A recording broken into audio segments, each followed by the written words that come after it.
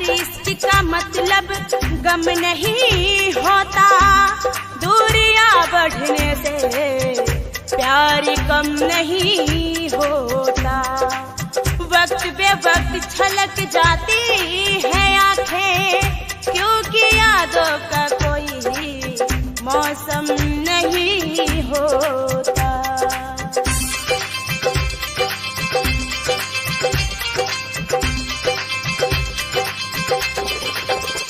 देखी देखी जिया तानी फोटो तोहारी हो, देखी देखी जिया तानी फोटो तोहार हो।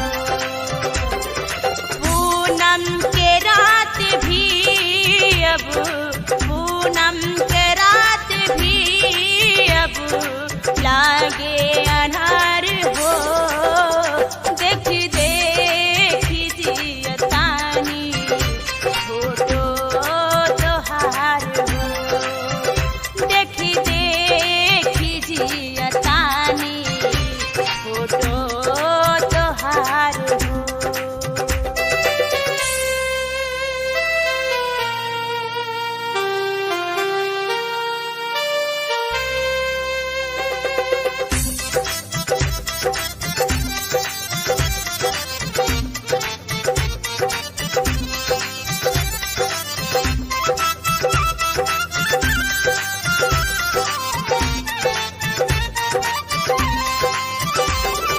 जब से जुदा तू भइला हंसी हेराइल बा, रहिया जो हेला नेरा निंदिया पराइल बा।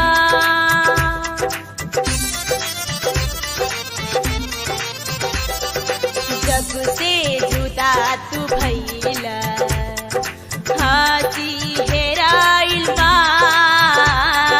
रहिया जो हेला नैना निंदिया पराइल बा।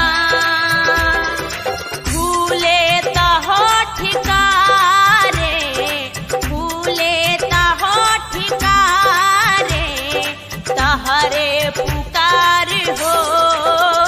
देखी देखी जिया तानी फोटो तोहार हो, देखी देखी जिया तानी फोटो तोहार हो।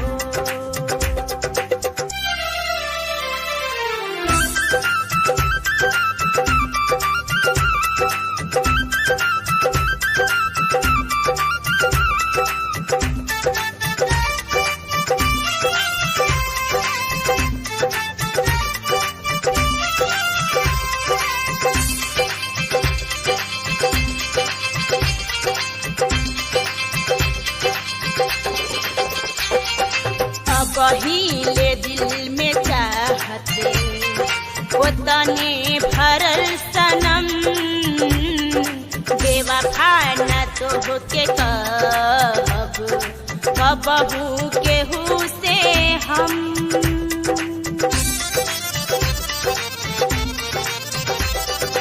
अब हिले दिल में चाहते उतने भरल सनम, बेवफा न तो होके कब कबहू केहू से हम। जब तक से सांस चाली, जब तक से सांस चाली करब इंतजार हो। देखी देखी जिया तानी फोटो तोहार हो, देखी देखी जिया तानी फोटो तोहार हो।